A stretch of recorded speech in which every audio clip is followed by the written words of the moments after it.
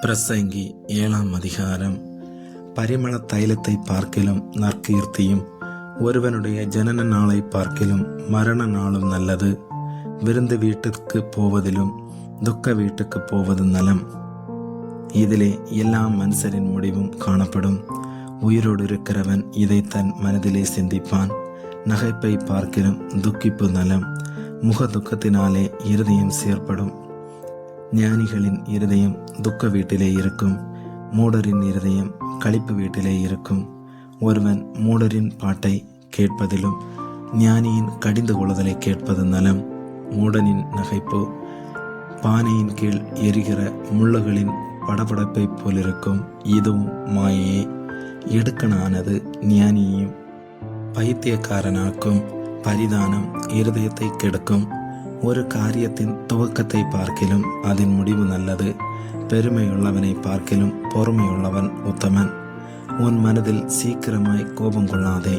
மூடரின் நெஞ்சிலே கோபம் குடிகொள்ளும். இந்நாட்களை பார்க்கிலும் முன்னாட்கள் நலமாயிருந்தது என்று சொல்லாதே. நீ இதை குறித்து கேட்பது ஞானமல்ல. சுதந்திரத்தோட ஞானம் நல்லது. சூரியனை காண்கிறவர்களுக்கு இதனாலே பிரயோஜனம் உண்டு. ஞானம் கேடகம், திரவியமும் கேடகம். ஞானம் தன்னை உடையவர்களுக்கு ஜீவனை தரும். இதுவே அறிவின் மேன்மை. தேவனுடைய செயலை கவனித்துப் பார்.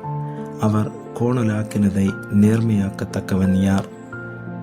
வாழ்வு காலத்தில் நன்மையை அனுபவித்திரு, தாழ்வு காலத்தில் சிந்தனை செய். மனுஷன் தனக்கு பின் வருவதென்றையும் கண்டுபிடியாதபடிக்கு தேவன் இவ்விரண்டையும் ஒன்றுக்கொன்று எதிரடையாக வைத்திருக்கிறார். இவை எல்லாவற்றையும் என் மாயின் நாட்களில் கண்டேன். தன் நீதியிலே கெட்டுப்போகிற நீதிமானம் உண்டு, தன் பாவத்திலே நீடித்திருக்கிற பாவியும் உண்டு. மிஞ்சின நீதிமானாயிராதே, உன்னை அதிக ஞானியுமாக்காதே. உன்னை நீ ஏன் கெடுத்து கொள்ள வேண்டும்? மிஞ்சின துஷ்டனாயிராதே, அதிக பேதையும் ஆயிராதே. உன் காலத்துக்கு முன்னே நீ ஏன் சாக வேண்டும்? நீ இதை பற்றி கொள்வதும் அதை கைவிடாதிருப்பதும் நலம். தேவனுக்கு பயப்படுகிறவன் இவைகள் எல்லாவற்றினின்றும் காக்கப்படுவான். நகரத்தில் உள்ள 10 அதிபதிகளை பார்க்கிலும் ஞானம் ஞானியை அதிக பலவனாக்கும். ஒரு பாவமும் செய்யாமல் நன்மையை செய்யத்தக்க நீதிமான் பூமியில் இல்லை. சொல்லப்படும் எல்லா வார்த்தைகளையும் கவனியாதே. கவனித்தால் உன் வேலைக்காரன் உன்னை நிந்திப்பதை கேள்விப்பட வேண்டியதாகும். அநேகந்தரம் நீயும் பிறரை நிந்தித்தாய் என்று உன் மனதுக்கு தெரியுமே. இவை எல்லாவற்றையும் ஞானத்தினால் சோதித்து பார்த்தேன். நான் ஞானவனாவேன் நின்றேன், அது எனக்கு தூரமாயிற்று. தூரமும் மகா ஆழமாய் இருக்கிறதை கண்டடைகிறவன் யார்?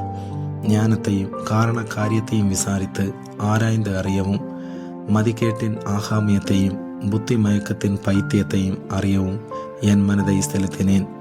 கண்ணிகளும் வலைகளுமாகிய நெஞ்சமும் கயிறுகளுமாகிய கைகளுமுடைய ஸ்திரீயானவள் சாவிலும் அதிக கசப்புள்ளவள் என்று கண்டேன். தேவனுக்கு முன்பாக சற்குணனாயிருக்கிறவன் அவளுக்கு தப்புவான், பாவியோ அவளால் பிடிபடுவான். காரியத்தை அறியும்படிக்கு ஒவ்வொன்றாய் விசாரணை பண்ணி இதோ இதை கண்டுபிடித்தேன் என்று பிரசங்கி சொல்லுகிறான். என் மனம் இன்னும் ஒன்றை தேடுகிறது, அதை நான் கண்டுபிடிக்கவில்லை. 1000 பேருக்குள்ளே ஒரு புருஷனை கண்டேன், இவர்கள் எல்லோருக்குள்ளும் ஒரு ஸ்திரீயை நான் காணவில்லை. இதோ தேவன் மனுஷனை செம்மையானவனாக உண்டாக்கினார். அவர்களோ அநேக உபாய தந்திரங்களை தேடிக்கொண்டார்கள். இதை மாத்திரம் கண்டேன். ஆமேன்.